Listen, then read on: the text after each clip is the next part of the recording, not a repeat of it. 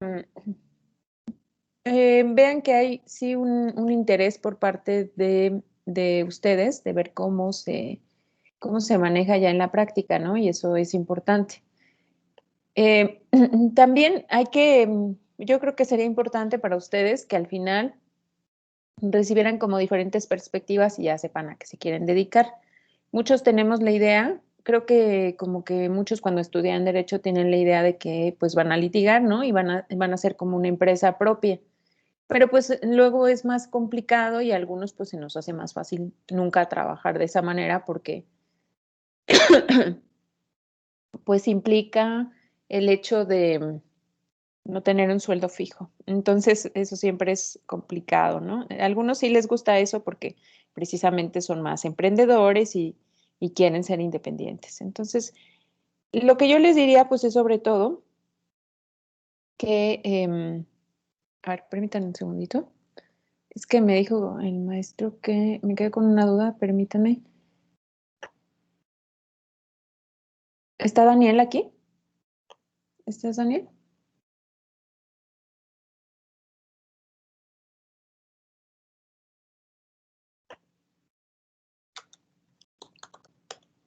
¿No está?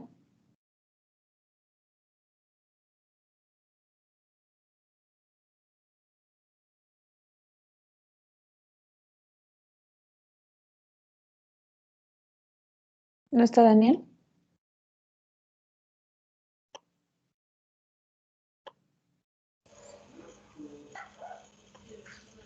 Ah, ¿Daniel? Sí, profe, aquí estoy. Ah, hola, ¿qué tal? ¿Cómo estás? ¿Estás bien? Sí, profe, ya Ah, mejor. perfecto. Muy bien, muchas gracias. Sí, Me quedé gracias. con la duda porque dije, no te he preguntado y no he visto la lista. Entonces, bueno, solo para saber que estabas bien. Bueno, muy bien. Entonces vamos a comenzar hoy. Em, y bueno, esto es lo que les quería decir de la conferencia, ¿no? En general, pues creo que a todos les gustó. Si no les gustó algo, también está bien. Está bien que lo pongan en los comentarios, sobre todo para que se considere y para las próximas ocasiones, pues a lo mejor haya otro tipo de eventos. No sé, ustedes, eso también me gustaría saberlo, como para ponerlo en el reporte en general. Se supone que tenemos que pedir una actividad de la conferencia, pero la verdad es que como nosotros tenemos muchas actividades, yo la voy a meter dentro de una que vamos a tener, dentro de la que vamos a tener después, ¿no? Como para el final. Entonces, este, los comentarios, Eric, en el registro que les mandaron, bueno, no solo yo, sino también los otros profesores, ¿no? Mm, ahí decía que pusieran su nombre, su campus, creo, creo que también matrícula, no recuerdo, y bueno, algunos datos personales, y también decía que pusieran, bueno, que incluyeran su opinión acerca de qué les había parecido el curso, y luego que, que dijeran, por ejemplo, si tenían interés en algún otro curso en particular. Entonces, pues eso estaba interesante, ¿no? Porque por eso yo les preguntaría, ¿qué otro, qué otros cursos creen que serían útiles para ustedes? Obviamente, creo que los de clínicas procesales, pues son como indispensables, ¿no? Tienen el problema de que como hay gente que da material, o sea, la mayoría de las clínicas pues implican que un abogado va a llevar sus formularios, va a llevar a lo mejor em, em, ¿cómo se dice? Em, va a llevar, ay, permítanme un segundo, no lo puedo abrir. Casi siempre esos cursos, la verdad es que cuestan, entonces, bueno, siempre es un problema, ¿verdad? Porque, bueno, hay que pagar el costo. Pero bueno, dejando eso de lado, pues la verdad es que valen mucho la pena los que son como de clínica procesal de amparo y todos esos, ¿no? Cuando vean uno de esos y ya estén en cursos más avanzados, sobre todo, eh, pues ahí sí van a tener que bueno, no van a tener que pagar, pero yo les recomendaría que tomaran los cursos. Entonces, ¿qué otro curso que consideren que es un curso, pues como de conferencia, les gustaría que hubiera en la universidad? Eso me gustaría saber. Este, pueden decírmelo ahora, pueden mandármelo por el chat, pueden mandarme un mensaje y así que se considere, ¿les parece? Para que vean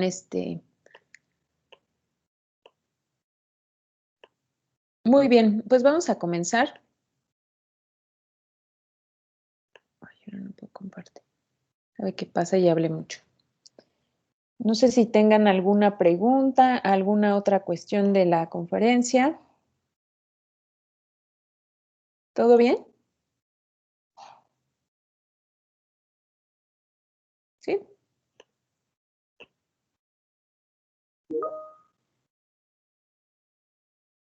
Em, claro, María Fernanda, eso también tienes razón. Eso sería muy importante, ¿verdad? Que no fuera solamente una conferencia de alguien, sino que fuera una mesa, por ejemplo, un debate. Sí, Melanie, adelante. Bueno, yo solo para hacer el comentario porque, no sé si les pasó también a los demás, pero, bueno, mis clases terminan a la 1 y luego me tocó personas y familia y él nos dejó otra conferencia. Entonces así seguidito me lo aventé y también hice su actividad que era un comentario y terminando la actividad me metí a la otra conferencia, bueno, a la primera Ajá. y luego ya a la otra, pero en la última ya me dolía mucho la cabeza porque tenía sueño y no podía dormir porque me dolía la cabeza. Entonces fue algo frustrante y no sé si podría hacer, bueno, a mí no me dejó hacer ningún comentario ahí, solo me dijo, bueno, decía así como para que pusiera lo que lo que yo proponía para más eventos así, pero no me dejó hacer comentarios. Entonces yo diría que si se puede o si se pudiera hacer en diferentes días, porque así de corrido, pues sí es un poco laborioso y sé que en lo que vamos a trabajar después, pues va a ser algo más o menos así, pero pues no sé, voy empezando. Entonces ese era el comentario. Gracias, Melanie, por compartir eso. Sí, pero ¿saben qué? Es que está la diferencia, ¿no? O sea, a lo mejor podemos pasar todo el día en un foro, pero la diferencia es que cuando son virtuales son muy pesados, ¿no? Porque no podemos tener tanto la atención en la pantalla. Esa es la razón por la que no tenemos una clase de 2 horas. Y si estuviéramos en la universidad, tendríamos una clase de 2 horas y se darían cuenta que se pasarían más rápido, ¿no? Pero es más difícil así porque no tenemos interacción, o sea, no tenemos simplemente pues nadie puede contar algún chiste o alguna cosa, alguna cuestión ahí, ¿no? Que esas cosas refrescan, ¿no? El simple hecho de salir un momento, a lo mejor, pues levantarte de tu lugar y hacer el ejercicio o lo que estemos haciendo. Entonces, en una conferencia sí entiendo, Melanie, no sé cómo, por qué tuvieron tantas conferencias, la verdad es que no sabía. Nosotros podemos organizar una conferencia, ¿no? Según lo que nos habían indicado de la coordinación. De hecho, lo deberíamos estar haciendo, pero yo les digo que como tenía mucho trabajo, pues dije, la voy a dejando hacia el final para juntar a los dos grupos que tengo que se relacionen, que son constitucional y derechos humanos, y hacia el final, pues que vean sobre todo control de la constitucionalidad, perdón, de la convencionalidad, una vez que ya saben ustedes control de la constitucionalidad. Bueno, entonces, pues sí es complicado que sean tantas horas, se me hace raro, pero digo, se me hace pesado, como dices. Y sí, es normal que ya no se pueda poner atención, porque además, pues les digo, con esto de lo digital, pues ya llega un momento en el que uno ya está así, ¿no? Como todo cansado. Y a mí me ha pasado que, por ejemplo, entran a las clases que da mi jefe, que duran 4 horas y media. Digo, ay, no, o sea, yo cuando van 2 horas yo ya me estoy durmiendo también. Y no necesariamente porque está aburrido, pero habla todo el tiempo, entonces pues sí es muy, sí es muy cansado.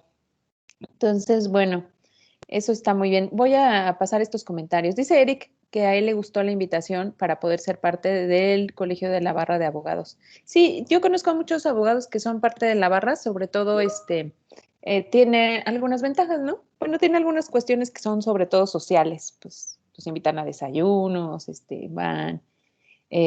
Ajá, que sea corto pero interesante, dice Ana Laura, a lo mejor como varias conferencias, un ciclo de conferencias, ¿no? Pues vamos a ver qué tal salen las próximas que organicen los profesores. Bueno, me imagino que en el de personas y familia fue el que organizó el profesor, ¿verdad?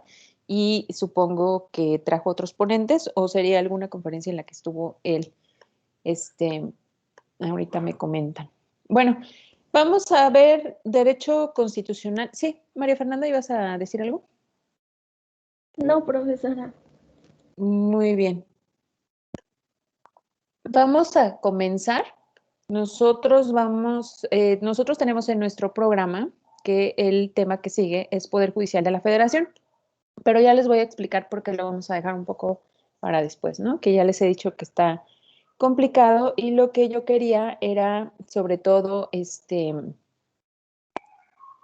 que hiciéramos un trabajo. Entonces, ahorita les voy a comentar las características del trabajo. Ese va a ser el trabajo final, pero lo vamos a comenzar a hacer ahora porque precisamente lo que me interesa es que les sirva para que se les quede muy bien esto del Poder Judicial de la Federación, que es lo más, creo que es lo más técnico que vamos a ver, pero es lo más importante dentro de su formación, ¿no? Porque es algo que no solo es indispensable para los abogados, sino es algo indispensable en caso de que se dediquen al litigio y en caso de que no, bueno, de todos modos es algo que tienen que saber como muy bien, de memoria, muy aprendido y eso es lo que vamos a ver, lo que vamos a hacer en el trabajo. Dice Ana Laura, yo no entendí bien lo de la clase pasada y me desconecté, ya no pude volver a ingresar. Ah, no te preocupes, Ana, lo vamos a retomar. Era un poco de control de la constitucionalidad precisamente y lo vamos a retomar ahorita. Ahorita les voy diciendo algunas partes. Que no subí la grabación, por cierto, se me olvidó. Ahorita la subo, la de la clase pasada, Ana Laura. ¿Por qué? Bueno, pues porque lo que vimos es la jerarquía de las leyes y el control de la constitucionalidad. Entonces, estos temas ya son más técnicos, pero los vemos, o sea, no solo los vemos una vez, sino los vemos varias veces desde distintas perspectivas, entonces no se preocupen, ya todo lo que vemos ahora está ligado, aunque es más técnico, ya todo está ligado. Entonces, si no se va entendiendo algo, van a ver que después va a ser un poco más claro. De cualquier forma, si tienen cualquier duda, me dicen. Y lo que vemos primero es que nosotros en el sistema mexicano tenemos una jerarquía de leyes. ¿Eso sí lo viste, Ana Laura? ¿Sí viste que teníamos este sistema jerárquico que está en el artículo 133 de la Constitución? Y Ana Laura, ¿puedes leer el artículo 133, por favor? ¿Tienes ahí tu Constitución?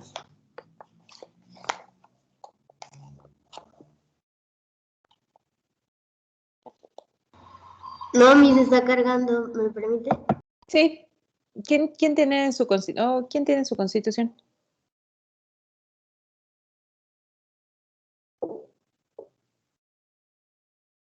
Adelante, María Fernanda. Gracias, Yari. Ahorita. El artículo 133. Por favor. Esta Constitución, las leyes del Congreso de la Unión que emanen de ella y todos los tratados que estén de acuerdo con la misma, celebrados y que se celebren por el Presidente de la República con aprobación del Senado, serán la ley suprema de toda la Unión.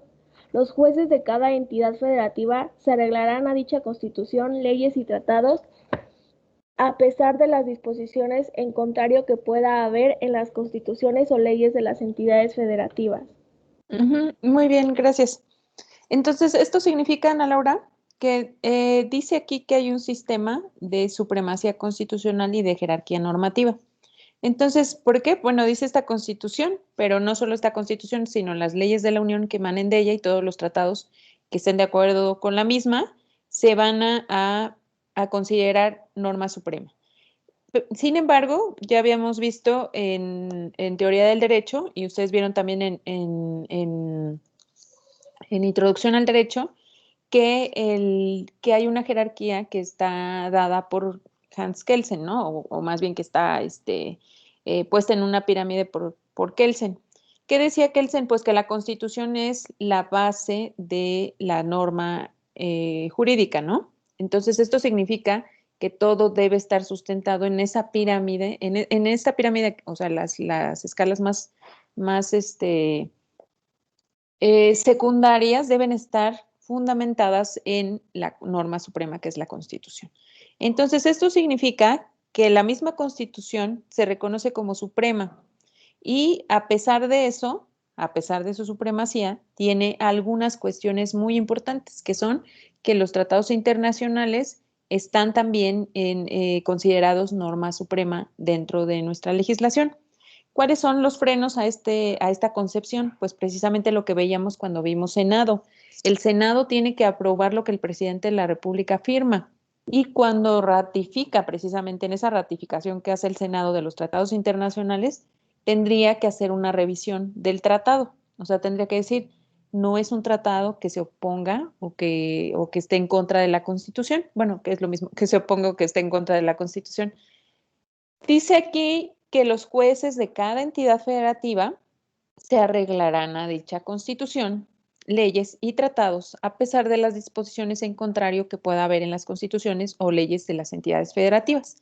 ¿Qué dice aquí entonces? Que los jueces de cada entidad deberán tener esto en mente, o sea, deberán considerar que la Constitución, las leyes federales y los tratados internacionales son norma suprema, a pesar de que su legislación local, por ejemplo, pueda contener alguna disposición.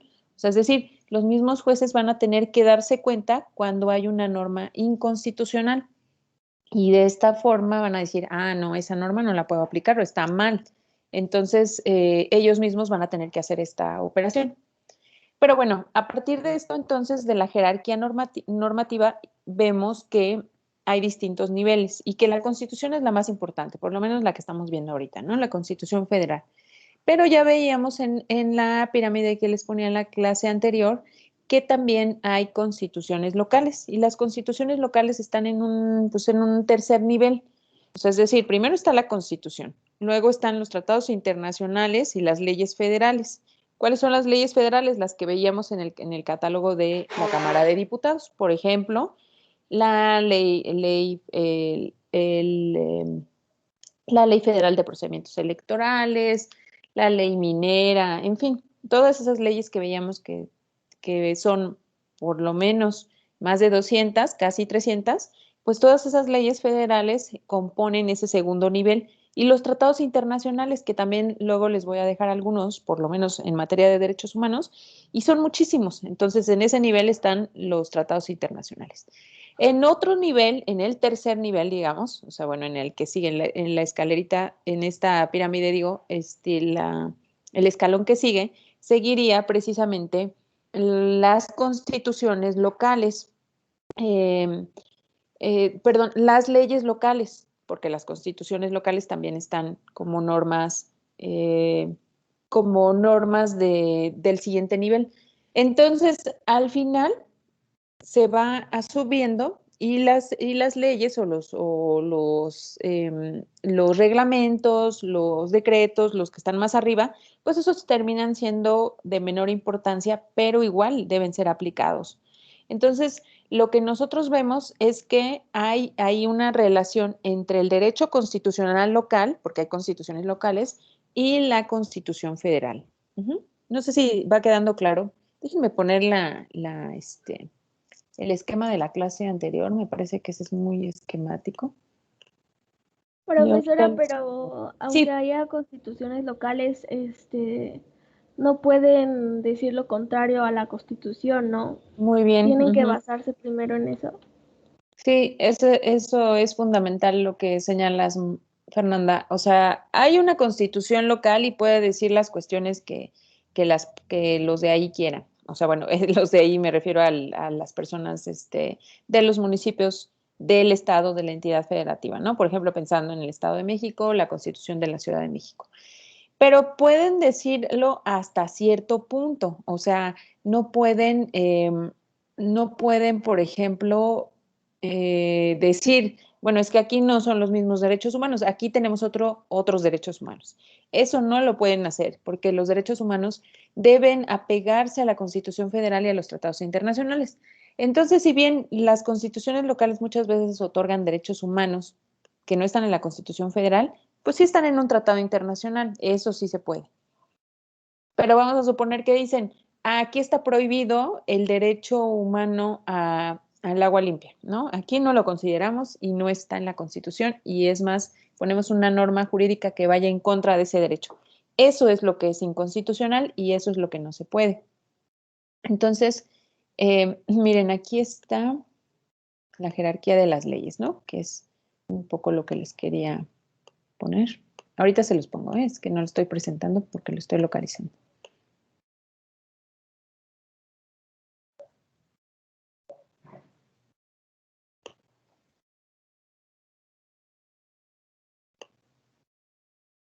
Muy bien, aquí está, entonces. Ay.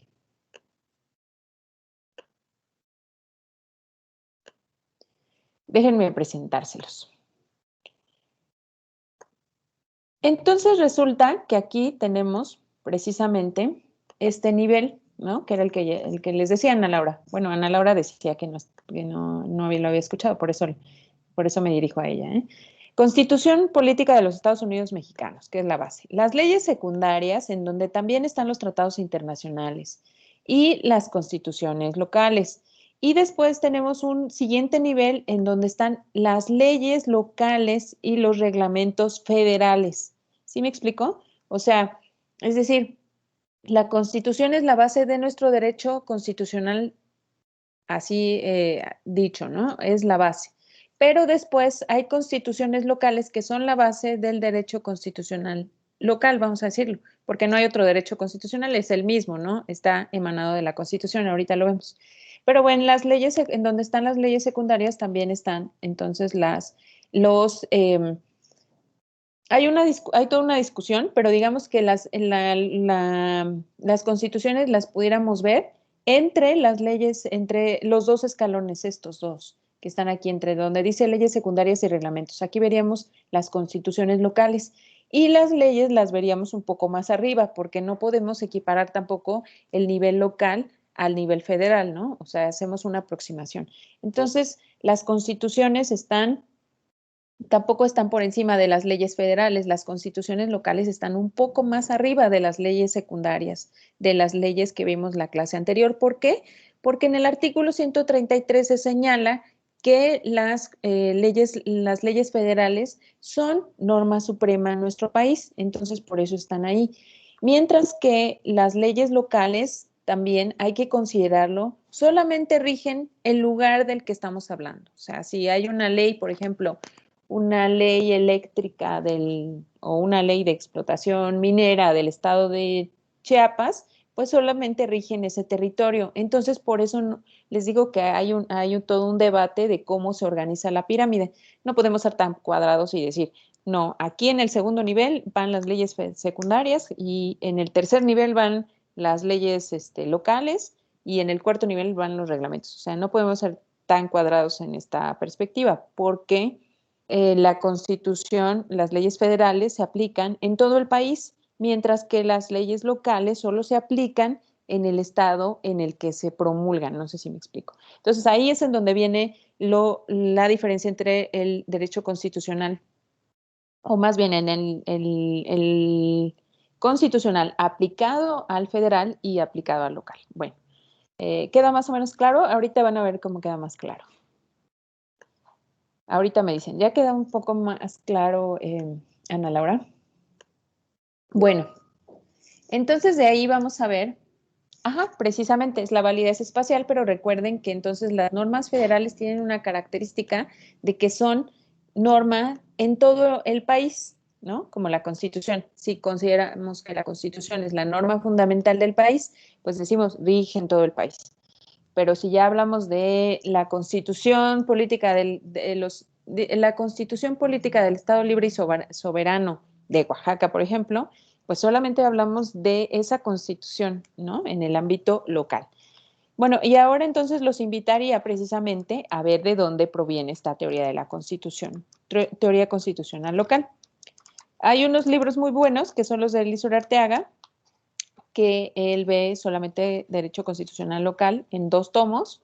Están muy buenos, traen muchos ejemplos, pero desafortunadamente por el tiempo que nosotros tenemos no lo vamos a poder ver todo, pero vamos a ver algunas de las cuestiones más importantes. Es muy, muy interesante el derecho constitucional local, porque además, bueno, no saben la cantidad de barbaridades que se hacen en lo local. Parece que nadie sabe derecho constitucional. Bueno, luego parece que no saben derecho constitucional local.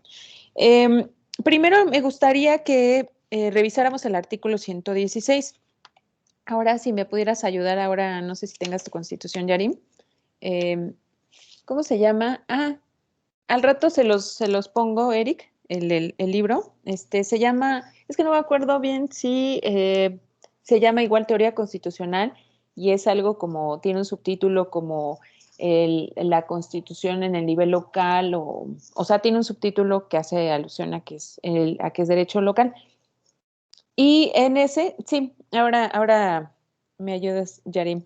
Y en ese también trae mucha historia. O sea, trae, por ejemplo, pues los juicios políticos que ha habido a lo largo de la historia, en las diferentes localidades, ¿no? O sea, en los estados, en las entidades federativas, trae mucha historia de los terratenientes, de cómo se llegó a la Constitución, por ejemplo, o por qué se llegó a la Constitución a lo mejor del Estado de México. La mayoría de las constituciones locales son una copia de la Constitución federal, eso es lo que vamos a ver también más adelante. Sí, Yarim, si me ayudas, por favor, con el párrafo primero del artículo 116. Sí, profesora. El Gracias. artículo 116. El poder público de los estados se dividirá para su ejercicio en ejecutivo, legislativo y judicial, y no podrán reunirse 2 o más de estos poderes en una sola persona o corporación, ni depositarse el legislativo en un solo individuo. Muchas gracias. Así es. Entonces, aquí otra vez dice lo mismo. Ya ven que dice lo mismo que en el nivel federal. Se van a hacer 3 poderes, no se va a poder reunir el Ejecutivo perdón, no se va a poder reunir el Legislativo en una sola persona y además tampoco se podrán hacer, bueno, otra serie de cuestiones que vienen más adelante. ¿Qué es esto? En el mismo territorio, o sea, vamos a suponer, estamos hablando de la Ciudad de México. En este mismo territorio rigen 2 constituciones, la Constitución Federal y la Constitución Política de la Ciudad de México. Entonces, por eso aquí dice teoría constitucional local, ya ven en la pantalla, dice, en el mismo territorio existen 2 fuentes de autoridad, la central, que son los poderes federales, y la local, que son los estados libres y soberanos, ¿no? Por eso dicen todas las constituciones de los estados libres y soberanos tal. ¿Se acuerdan que vivimos en una federación? Eso se refleja en las constituciones locales, porque todas están organizadas pensando en que esa entidad federativa es parte de este pacto federal del que habíamos hablado. Entonces, siempre va a conservar su autonomía y eso se lo concede también el artículo 116. Ambas fuentes de autoridad conforman la organización política de nuestro país. ¿Qué dice la Constitución? Bueno, la Constitución dice que hay 3 niveles. Estos 3 niveles, miren, si se dan cuenta, en el artículo 116 que ahorita nos leía Yarim, no sé si tengas también el 115, Yarim, ahí a la mano, por favor. El primer párrafo del artículo 115.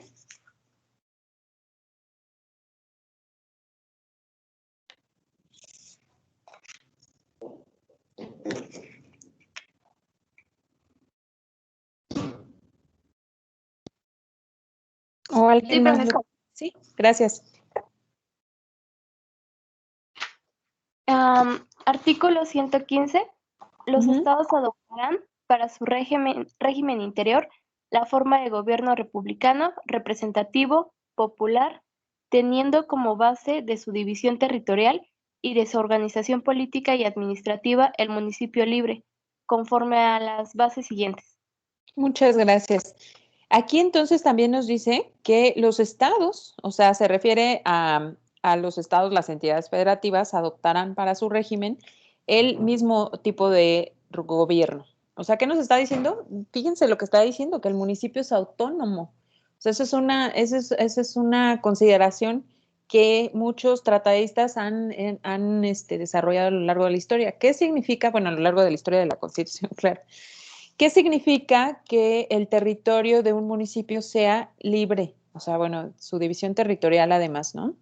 Su organización política, pero luego le impone una serie de reglas. Entonces, bueno, es libre, pero es libre entre comillas, ¿eh? Porque parecería muchas veces, y muchas personas confunden también esto, un poco a lo mejor los politólogos piensan que esto significa otra cuestión que no es, o sea, la idea entonces del municipio libre significa que el municipio puede controlar su hacienda, o sea, es decir, puede gastar sus recursos. Sobre todo eso se refiere, ¿no? En la teoría constitucional. Pero las entidades federativas sí tienen una autonomía y sí tienen además una implicación de que pueden desligarse de la federación. ¿Se acuerdan que como estamos en el pacto federal, se pensaría que cualquier estado puede separarse de la federación? Esta es una realidad. Bueno, no es una realidad en México, es más bien parte de la teoría, ¿no? En Estados Unidos, en donde el federalismo es en donde nace, en donde se desarrolla y en donde tiene mucho sentido, las entidades federativas son libres. Y entonces, si ustedes se dan cuenta, por ejemplo, hay estados, ustedes han visto en las noticias recientes, supongo, que, por ejemplo, en el estado de California hay un uso, se permite el uso lúdico de la marihuana, ¿no? ¿Qué pasa en otros estados, a lo mejor más conservadores como Utah? Pues ahí obviamente no se permite. Entonces no se permite ni su uso medicinal, ni su uso lúdico, ni hay, por ejemplo, también han visto ustedes en los estados como Nueva York, en Texas, ¿en qué otro? Bueno, me acuerdo de Nueva York y Texas se permite la pena de muerte, pero hay otros estados en donde no hay pena de muerte, ¿no? O sea, ¿qué es lo que quiero decir? Que todos tienen leyes distintas. En México no se ve tanta la diferencia, pero ese es el espíritu de la Constitución, que, por ejemplo, simplemente cuestiones como el uso, bueno, como este ejemplo que les pongo, como el uso lúdico de la marihuana, puede estar regulado en un lugar y no puede estar en otro. O sea, puede ser permitido en uno y no puede ser permitido en otro. ¿Qué pasa aquí? Que casi siempre, como les digo, esta cuestión de la teoría constitucional, casi siempre las constituciones reproducen en su totalidad la Constitución Federal.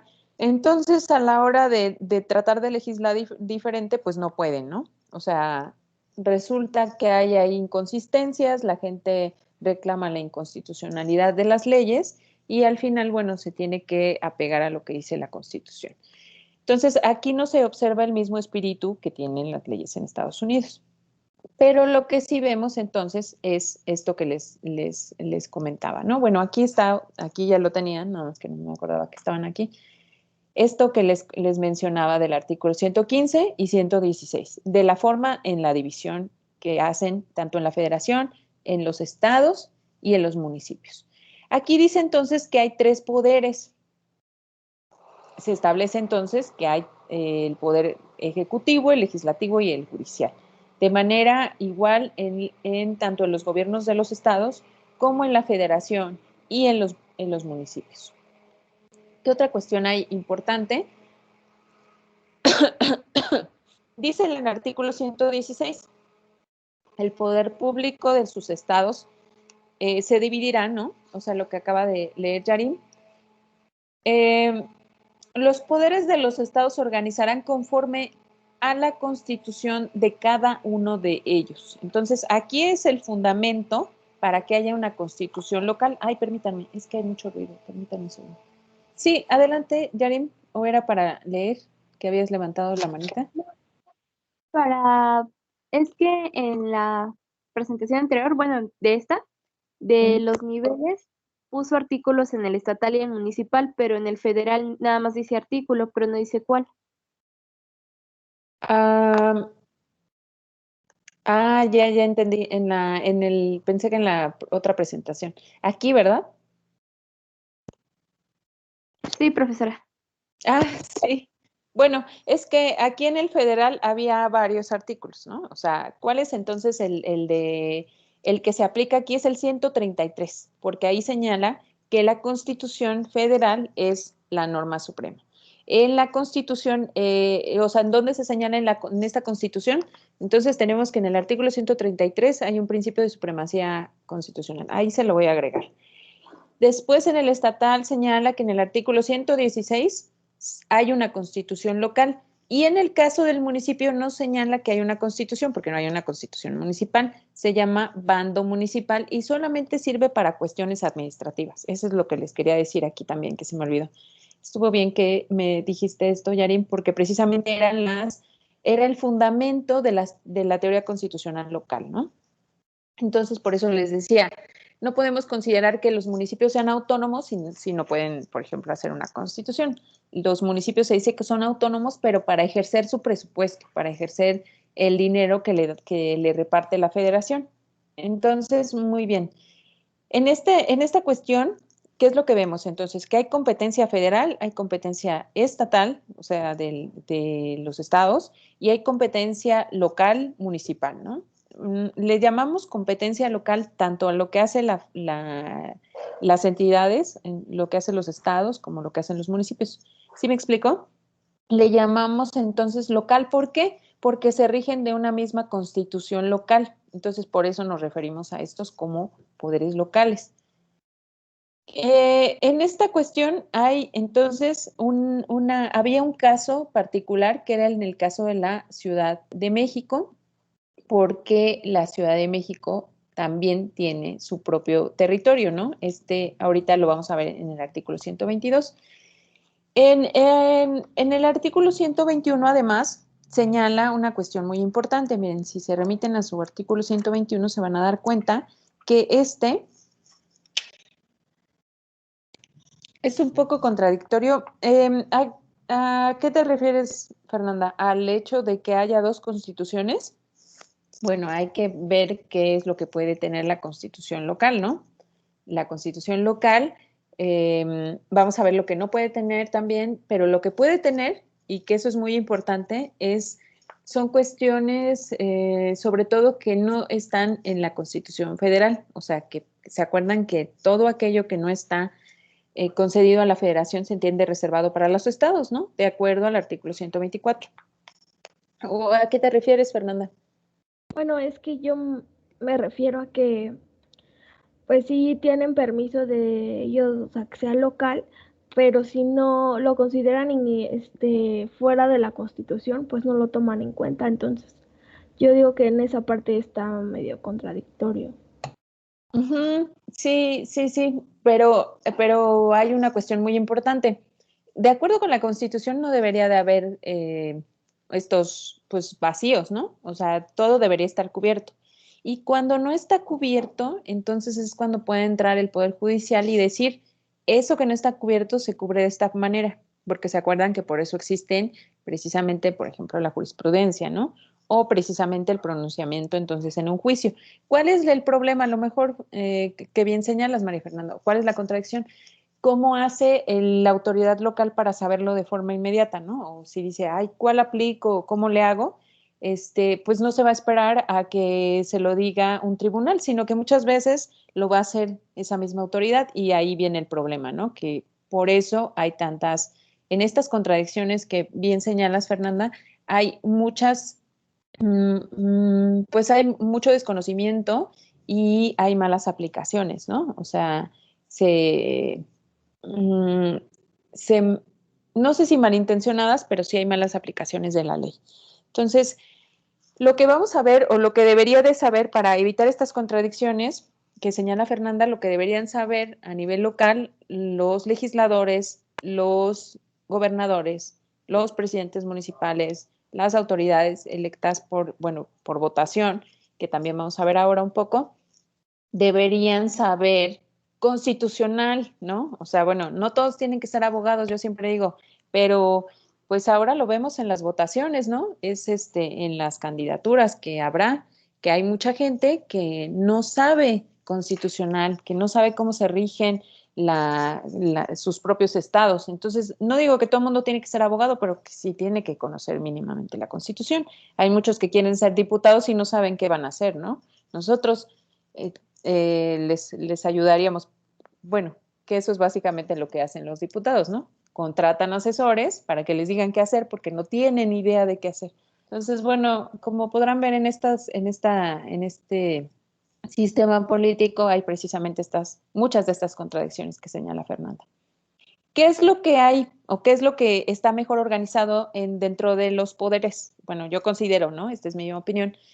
Yo considero que lo que está mejor organizado es el Poder Judicial, porque en el Poder Judicial toda la gente está preparada, ¿no? O sea, bueno, o sea, sí, preparada técnicamente. Porque, bueno, todos son abogados, entonces en el Poder Judicial pues no puede pasar esto mismo que pasa en los cargos de elección popular, de que alguien que no tiene idea de qué hacer esté ahí. Entonces, si nosotros volteamos a ver al Poder Judicial local, pues ahí hay jueces y ahí hay jueces que saben hacer su trabajo, ¿no? Bueno, algunos diríamos que más o menos, pero eso es porque luego no nos va bien en los asuntos. En esto, miren, hay en el artículo 121, si lo pueden ver, por favor, dice lo que está aquí, ¿no? En cada entidad federativa se dará entera fe y crédito de los actos públicos, registros y procedimientos judiciales. ¿Qué significa esto? Lo que quiere decir aquí es que todas las entidades tienen el reconocimiento de hacer sus actos, de que haya, por ejemplo, notarios, de que haya jueces y de que esos jueces puedan juzgar los asuntos. Básicamente le está dando la Constitución le está dando entonces una facultad a los poderes locales para hacer justicia, para hacer actos públicos, para hacer actos de fe, que son estos básicamente los que hacen los notarios públicos. El Congreso de la Unión también dice, vean en lo siguiente, no sé si alguien tiene ahí su Constitución para que me ayude.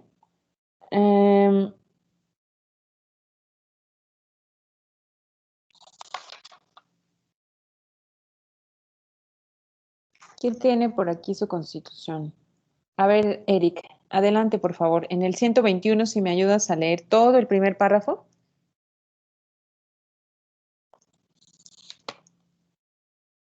Porque aquí está como mal, ¿ya lo vieron? O sea, como aquí no tiene, como aquí está con estos bullets y no con las fracciones, se ve como confuso, ¿no? Por eso les digo, vean en su Constitución más que aquí, en la pantalla. Sí, adelante, Eric. Sí, yo tengo, en cada entidad federativa se dará entera fe y crédito de los actos públicos, registros y procedimientos judiciales de todas las otras. Punto y seguido. El Congreso de la Unión, por medio de las leyes generales, prescribirá la manera de probar dichos actos, registros y procedimientos, y el efecto de ellos, sujetados a las bases siguientes. Muchas gracias, Eric. Sí. Y ya comienza sucesivamente. ¿Qué es esto? Entonces les digo, bueno, básicamente que está diciendo que puede haber un poder judicial local que puede juzgar sobre los actos, que puede emitir sentencias, que puede decir, que puede, por ejemplo, en la fracción segunda dice, los bienes muebles e inmuebles se regirán por la ley del lugar de su ubicación. Eso quiere decir que también está dando facultades a las entidades federativas para que tengan un código, tenga, claro, su propio código civil, pero también que tenga su registro público de la propiedad y que cada entidad federativa determine también cómo van a ser, cómo se va a organizar los bienes muebles, inmuebles, que un juez determine cuando hay una disputa entre estos bienes, cómo se va a resolver. No sé si me estoy explicando, pero básicamente aquí en la siguiente fracción dice las sentencias pronunciadas por los tribunales de una entidad federativa sobre derechos reales. Esto es lo que ustedes ven pues, en materia de bienes y sucesiones. Entonces, todo esto es el fundamento de que haya tribunales locales, ¿no? O sea, entonces, ¿qué es lo que va a pasar? Como ustedes aprendieron en su clase, ya todos tomaron bienes y sucesiones. Como ustedes aprendieron, o como ustedes van a aprender, o como están aprendiendo bienes y sucesiones, todo esto que es un procedimiento, recuerden que es parte del derecho privado, lo ventilamos ante un juez. ¿Por qué? Bueno, porque como particulares no nos ponemos de acuerdo. Y el juez, ¿qué dice? el juez pronuncia una sentencia. ¿Se acuerdan que precisamente eso significa juez? Decir el derecho, ¿no? El juez dice cuál de las partes tiene la razón, o si las dos partes tienen la razón, pues le da a cada quien lo que le corresponde. Entonces, en esta pronunciación que hace el juez, esta facultad que tiene ese juez que está viendo nuestro asunto en materia local, viene de este artículo 121. Entonces, ¿se acuerdan que les dije que aquí estaban todas las materias, ¿no? Precisamente aquí está entonces un poco de esto que yo hago obvio porque creo que ustedes ya vieron. Si no lo vieron, díganme para que en todo caso se pueda estudiar de manera paralela, ¿no? ¿Qué otra cosa ustedes ven en derechos y sucesiones? Entonces, si hay una disputa, resuelve el juez. ¿Cuál juez resuelve? ¿Quién tiene presente su clase de bienes? Marlene, ¿ya viste bienes y sucesiones? Ah, ¿no? Bueno, ya ven, justo lo que les decía, como, ¿todavía no? Y yo, es que, entonces, bueno, les voy a dejar alguna presentación en Blackboard para que entonces lo retomemos. ¿Por qué? Bueno, porque es muy importante para lo que vamos a ver en la siguiente clase, que es cuando podamos ver Poder Judicial de la Federación, y vamos a ver que hay una primera instancia, hay una segunda instancia, y que en caso de que no se resuelva, pues se termina, digamos, la instancia local y es cuando nos vamos a la instancia federal. Por eso, preferí hacer primero este tema. Pero bueno, lo estudiamos entonces, Marlene, lo estudiamos entonces, Fernanda, para que vean cómo más o menos es un asunto, ¿no? Digamos, de manera resumida. Entonces, eso se los dejo en el fin de semana para que lo puedan revisar y para que puedan ver entonces qué es lo que pasa. Bueno, básicamente lo que hacemos es que si tenemos algún asunto, alguna disputa, esto no solamente en materia civil, sino también en materia familiar, puede ser en materia civil, en materia mercantil, en administrativa, en administrativo, en agrario, o sea, todas las materias que tenemos entonces, muchas de ellas tienen su fundamento en el 121. Eso es lo que vamos a ver también, bueno, que sería importante entonces identificar. Algunas materias están regidas por este 121 y otras por otros artículos que también vamos a ver, ¿no? Como son el mismo 122, que es de la Ciudad de México, el 123, y así subsecuentemente. Los congresos locales entonces pueden legislar respecto a, no se lo puse, respecto a y no tiene nada. Bueno, eso también entonces, ¿sobre qué pueden legislar? Bueno, los congresos locales dicen en el artículo 116, si lo ven, aquí me faltó eso. Pueden revisar su artículo 116. Eso lo vamos a tener que seguir revisando en la próxima clase. Yo pensé que pudiéramos terminar este tema, pero la verdad es que no me acordaba que era tan largo. En el 116, si me pueden ayudar, que aquí está algunas también de las cuestiones de otros tribunales. O sea, en el 121 tenemos por lo menos de los tribunales civiles. ¿Sí va quedando claro o voy muy rápido? A ver, ustedes díganme, porque yo sé que esto ya se está poniendo más técnico, ¿verdad? ¿Vamos bien? ¿Vamos bien, Marisol?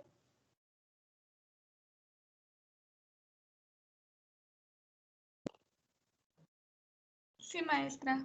¿Sí? Sí. Bueno, gracias. Ya me van diciendo, ¿eh? Si no va quedando claro. Bueno, entonces, primero en el 116, que también sería bueno que aquí sí tuviera mi esquema. Yo creo que no lo pegué bien, o no me acuerdo ni qué había puesto ahí. Muy bien, Alondra, gracias. Entonces, vamos bien, pero con algunos huequitos, ¿no? Que les voy diciendo, esto ya se va a resolver, espero que sí ya se resuelva. A ver. En el 116, ¿quién tiene ahí su 116? Si me ayudan a leer, por favor. Primero vamos a ver. Sí, sí, sí. Adelante, Fernanda. En el 116, si me ayudas, por favor, a leer, déjame ver, la fracción tercera, por favor, que es lo que se relaciona con lo que estamos viendo ahorita.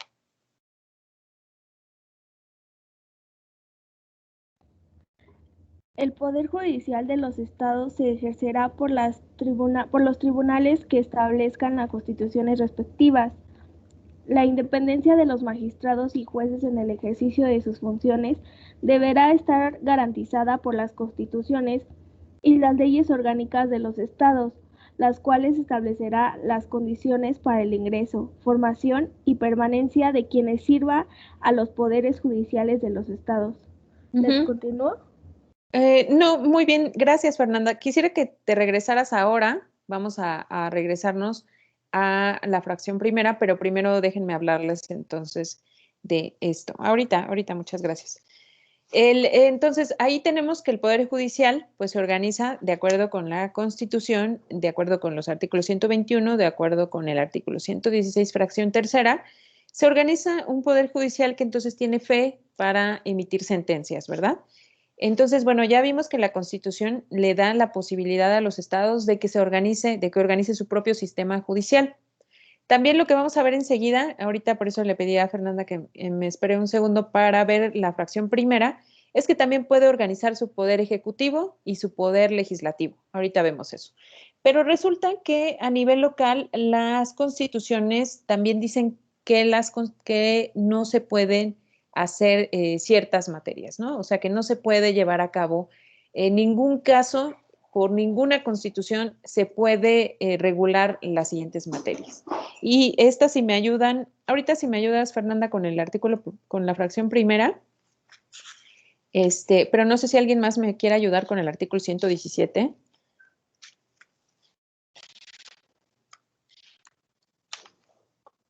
Sí, adelante, Estefanía, y luego Kelly, por favor. Estefanía, si me ayudas con el 117, ahorita te digo hasta dónde. Hasta la fracción quinta, por favor. Ok, los estados no pueden en ningún caso celebrar alianza, tratado o coalición con otro estado ni con las potencias extranjeras. Segunda, derogada. Tercera, acuñar moneda, emitir papel moneda, estampillas ni papel sellado. Cuarta, grabar el tránsito de personas o casos que atraviesen su territorio. Quinta, prohibir ni grabar directa ni indirectamente la entrada a su territorio ni la salida de él a ninguna mercancía nacional o extranjera. Muy bien, muchas gracias. Lo subsecuente, bueno, ya digo que es básicamente lo mismo, pero si ustedes se dan cuenta, lo que no pueden hacer la federación, las entidades federativas en ningún caso, se trata de estas facultades que tienen que ver con celebrar alianzas, o sea, celebrar tratados internacionales, básicamente lo que dice aquí. ¿Se acuerdan que la celebración de tratados internacionales es facultad exclusiva del Ejecutivo Federal? Entonces no pueden celebrar alianzas ni tratados ni nada con algún país extranjero. Tampoco pueden, y todas estas son las que tienen que ver con el dinero, ¿no? Con los recursos, con precisamente enriquecerse. Entonces, no pueden acuñar monedas, no pueden hacer sus propios billetes, no pueden grabar el tránsito de las personas, no pueden prohibir la salida del territorio nacional de las personas, ni tampoco pedir, por ejemplo, pasaportes. Esto significa no pueden cobrar impuestos para las mercancías, no pueden grabar, bueno, lo que viene después es que no pueden grabar la circulación ni el consumo de los extranjeros, ni tampoco pueden tener impuestos o requisitos especiales de la localidad. Entonces, los impuestos deben ser acordados por la federación y tampoco pueden, dice aquí, contraer directa o indirectamente obligaciones con gobiernos de otras naciones. Eso, lamentablemente, está un poco burlado por la deuda pública que tienen los municipios, que si los revisáramos es una situación de risa, ¿no? Bueno, de risa porque es una violación a la Constitución. Tampoco se puede grabar la producción o acopio o la venta del tabaco. En fin, estas cuestiones entonces quedan reservadas a la federación, como ya nos decía Stephanie. Y ahora si me ayudas, por favor, Kelly, con el artículo 118, con las 3 fracciones que comprende el artículo 118. Gracias. Tampoco, artículo 118, tampoco pueden, sin consentimiento del Congreso de la Unión, fracción primera, establecer derechos de tonelaje, ni otro alguno de puertos, ni imponer contribuciones o derechos sobre importaciones o exportaciones. Segunda, tener en ningún tiempo tropa permanente ni buques de guerra. Fracción tercera, hacer la guerra por si alguna potencia extranjera, exceptuándose los casos de invasión y de peligro tan inminente que no admita demora. En estos casos dará cuenta inmediata al presidente de la República. Muchas gracias, Kelly. Entonces, si ustedes se dan cuenta, estas no son prohibiciones absolutas como las del 117. ¿Por qué? Porque el texto constitucional es muy claro y dice, los estados no pueden en ningún caso, o sea, con ningún pretexto, o sea, no puede decir el gobernador, ay, es que sabes qué, que tuve que celebrar esta alianza porque era muy urgente o tuve que firmar este tratado internacional porque era algo de vida o muerte. Eso no se puede bajo ninguna circunstancia, dice el 117. En cambio, como ya nos leía Kelly, el artículo 118 dice que tampoco puede sin consentimiento, vean ahí, o sea, está la primera, digamos que la primera ventana, ¿no? Hacia la posibilidad, dice sin consentimiento. Entonces entendemos que con consentimiento sí se puede, dice del Congreso de la Unión. Y después, además, en el artículo, en la fracción tercera, hace énfasis en que en estos casos se dará cuenta inmediatamente al presidente de la República. ¿Cuándo qué pasa? Bueno, cuando alguna potencia extranjera llega, invade, y entonces la entidad federativa tiene que tomar acciones inmediatas.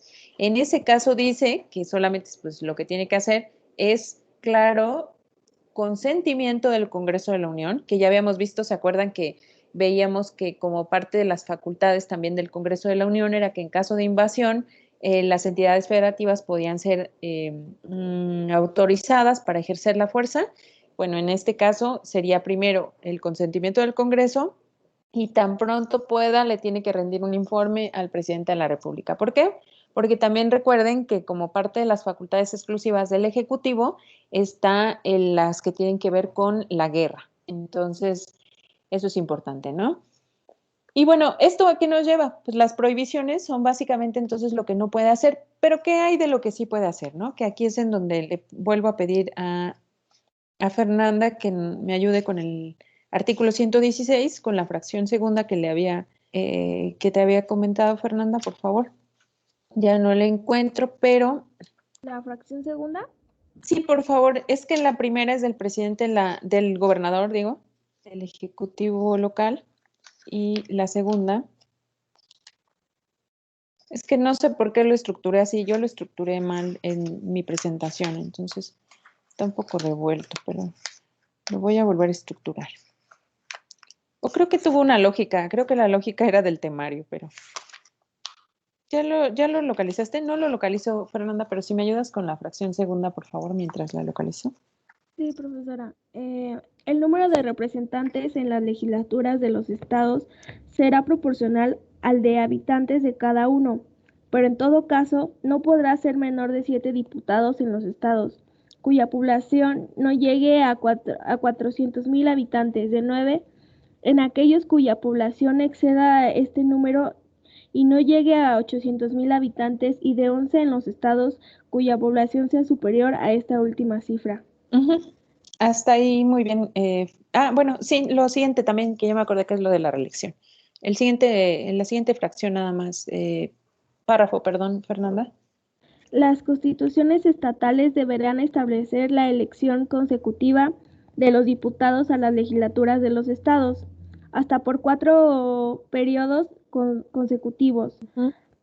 La postulación solo podrá ser realizada por el mismo partido o por cualquiera de los partidos integrados de la coalición que los hubiera postulado, salvo que hayan renunciado o perdido su militancia antes de la mitad de su mandato. Muchas gracias, Fernanda. Y esto es muy importante, ¿saben qué?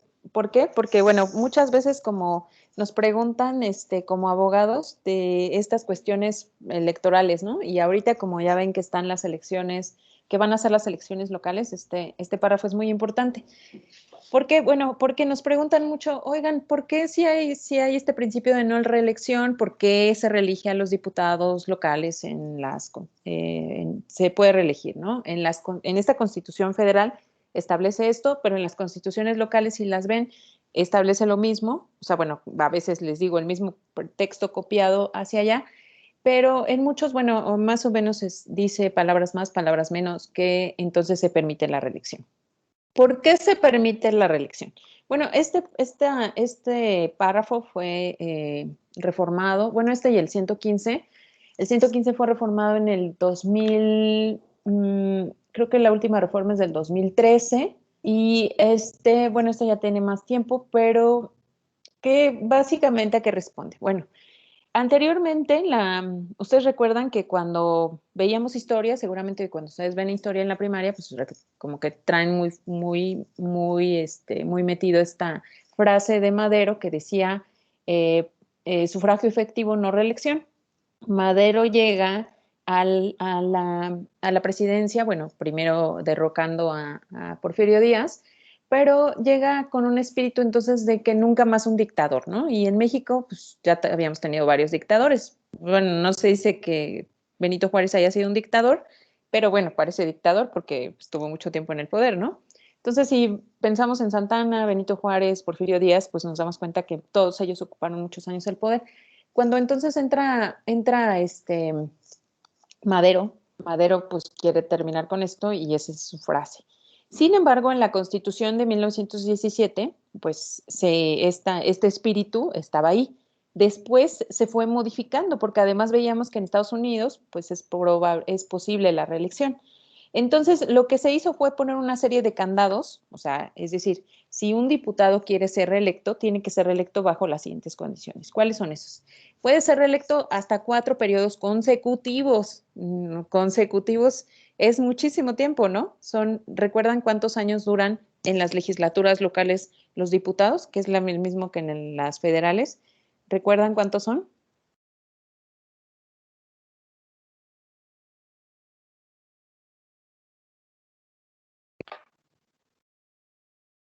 Ajá, muy bien.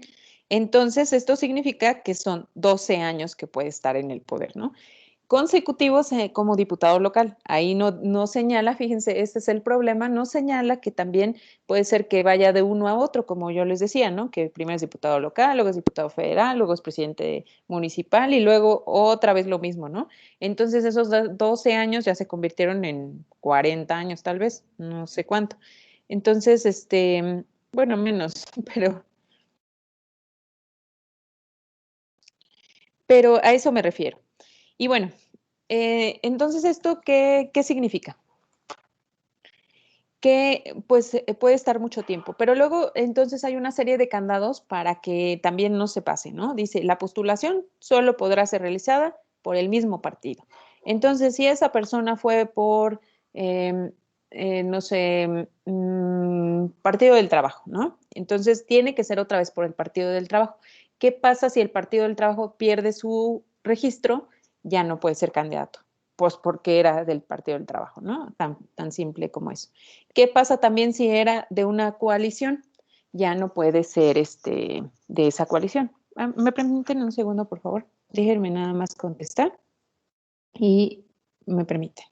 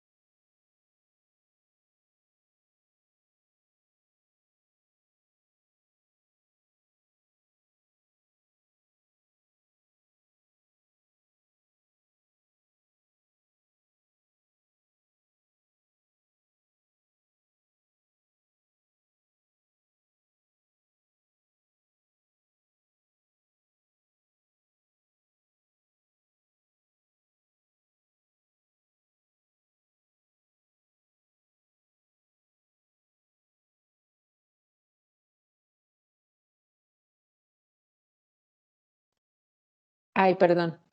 Entonces les comentaba que tiene que ser por la misma coalición. Entonces, si por ejemplo eran la coalición Partido Verde PRI, para cuando ellos quieren reelegirse tiene que ser la misma coalición. pero muchas veces pasa que esa coalición también ya se rompió, entonces ya no pudiera ser el candidato. Entonces, pero bueno, ya verán que muchos se arreglan y también que otra cosa no puede pasar, que sea un candidato primero del PAN y luego ya se pasó a Morena, ¿no? Eso tampoco se puede porque tiene que ser por el mismo partido. ¿Qué es lo que tiene que pasar en caso de que no sea así? Pues tiene que dejar ese periodo y para el siguiente ya pide su reelección. ¿Sí me explicó? Entonces, bueno, ya verán que hay muchas, o sea, esto es como se acomoda mucho a como quieren los legisladores. Los legisladores locales duran lo mismo, les decía, pero entonces aquí hay una diferencia. Aquí solamente hay una legislatura local que se va a denominar de distintas maneras, dependiendo de cada constitución, le va a decir diferente. Tampoco tiene un número determinado de personas, sino que puede tener desde, como nos decía Fernanda, o sea, desde cuya población no llega a 400,000 habitantes, de 9. Y en aquellos cuya población excede de este número y no llega a 800,000 habitantes, y de 11 en los estados cuya población sea superior a esta última cifra. Entonces, si se dan cuenta, las legislaturas locales no son determinadas, sino la misma constitución va a determinar de acuerdo a estas reglas, ¿no? Que están aquí, las reglas constitucionales y el número de habitantes que hay. Los diputados a las legislaturas locales no podrán ser reelectos para el periodo inmediato, bueno, salvo lo que les decía, ¿no? Los diputados suplentes podrán ser electos para el periodo inmediato. Esta es una regla que no se aplica, por ejemplo, en el caso de los diputados federales. En la actualidad, todos los congresos locales están integrados por una cámara, que es la Cámara de Diputados. Las legislaturas aprueban las leyes de los ingresos municipales, revisan la fiscalización. Lo mismo que vimos que hacía la de diputados federal, hace la de diputados local. ¿Sí?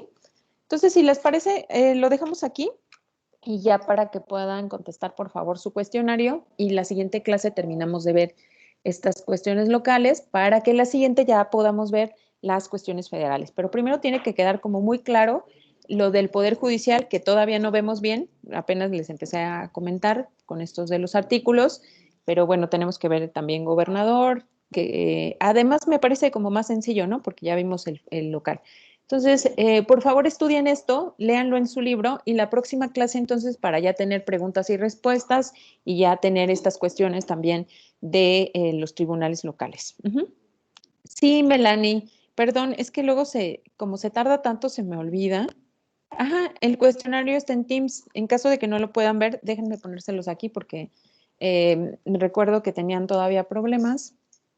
Todavía tenías problemas, Itsuri, ¿verdad? Danae, también me dijiste que a veces tenías problemas con esta cuestión, ¿verdad? No, profesora, yo no tengo problema. Ah, No, gracias, no se preocupe. no, ¿de qué? Muy bien, entonces, pues así hacemos, estudien, comiencen a estudiar este cuestionario, se lean las primeras preguntas para el cuestionario y la guía, y ya, igualmente, Melanie, bonito fin, ay, bonito super fin aparte, ¿verdad? Qué bien, porque el lunes no Sí, hay. profesora. Muy bien, Ay, Danae. súper fin. Excelente fin largo. Que descanse, Sí, sí, por bien, fin. gracias. Además, después de los exámenes nos viene perfecto, ¿verdad? Muy bien, Ay, sí. muy bien, Danae, gracias. Hasta luego, Miss. Descanse. Hasta luego. Gracias, La Daniel. tarea Ya. entonces es bueno, Hasta para luego, el profesora. ejercicio es resolver el cuestionario, ¿verdad, profesor? Sí, por favor, Fernanda, lo pueden resolver. Ya ven que este es para entregarse ahorita, pero ya me acordé que es un poco largo, tienen que leerlo todo. Entonces, ahorita modifico la hora para que lo puedan entregar a lo largo del día. A lo mejor no les da tiempo ahorita. Déjenme ponérselos aquí, porque luego ya ven que no lo pueden ver. Ahorita se los pongo aquí en el chat. Profesora, ¿también lo puede pasar por WhatsApp? Porque a mí no me deja acceder a los mensajes de aquí. Ah, bueno, entonces mejor, sí es cierto. Ya me acordé que sí no te deja, ¿verdad? Entonces mejor por ahí se los paso y ya no se los paso aquí en el chat. Déjenme verlo. Gracias, profesora. No, ¿de qué? Está bien que me recordaste, Yarin, porque luego, ya me acordé que sí, ya me habías comentado.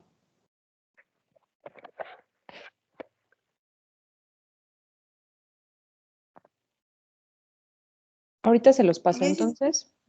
Sofi. Gracias igualmente, Kelly. Gracias. Nos vemos el martes, maestra. Bonito fin de semana. Gracias. Gracias, Itsuri, igualmente. Gracias, Miss. Hasta luego. Hasta luego. Gracias, Naomi. Gracias, profesora, que tenga buen fin.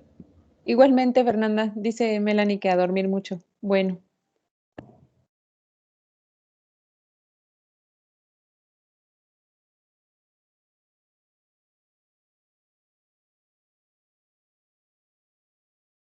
Ay, voy a dejar de grabar.